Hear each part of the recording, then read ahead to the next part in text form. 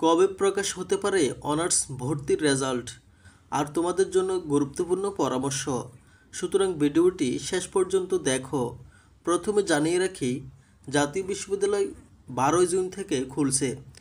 এর আগে এতদিন পুরো প্রতিষ্ঠান বন্ধ ছিল কোরবানির ছুটিতে, অর্থাৎ তোমাদের ভর্তি পরীক্ষা শেষ হওয়ার পরপরই জাতীয় বিশ্ববিদ্যালয় বন্ধ হয়ে গিয়েছিল।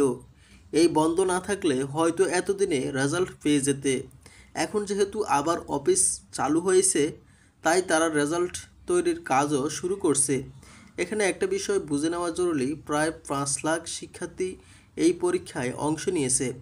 প্রতিটি শিক্ষার্থীর 100 মার্কের OMR স্ক্যান করতে হচ্ছে। এছাড়া গ্রুপ ভেদে বিজ্ঞান, মানবিক, ব্যবসায় শিক্ষা, আলাদা আলাদা বিষয়, আলাদা আলাদা মূল্যায়ন। এত বড় ডেটা প্রসেসিং একটু সময় নেওয়া স্বাভাবিক। কিভাবে তৈরি হয় প্রথম মেধা তালিকা?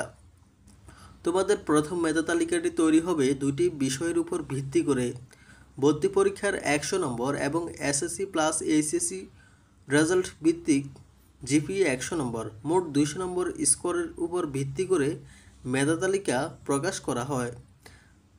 যার মোট নম্বর বেশি সে পাবে তার চাওয়া সাবজেক্টের চান্স।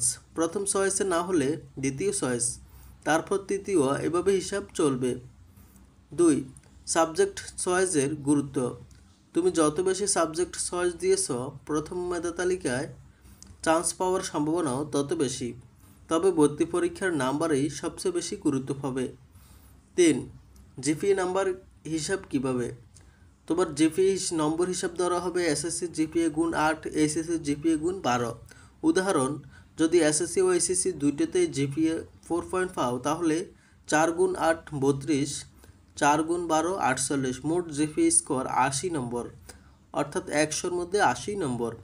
চান্স পেতে কত নম্বর দরকার? ভালো কলেজে চান্স পেতে হলে তোমার মোট স্কোর হতে হবে প্রায় বিভাগীয় শহরের নামকরা কলেজে 135 থেকে 158 নম্বর, জেলা পর্যায়ে ভালো কলেজে 145 থেকে 158 নম্বর, উপজেলা পর্যায়ে কলেজে 137 থেকে 146 নম্বর। তবে এসব নম্বর আনুমানিক, সাবজেক্ট ও কলেজ অনুযায়ী ভিন্ন হতে পারে।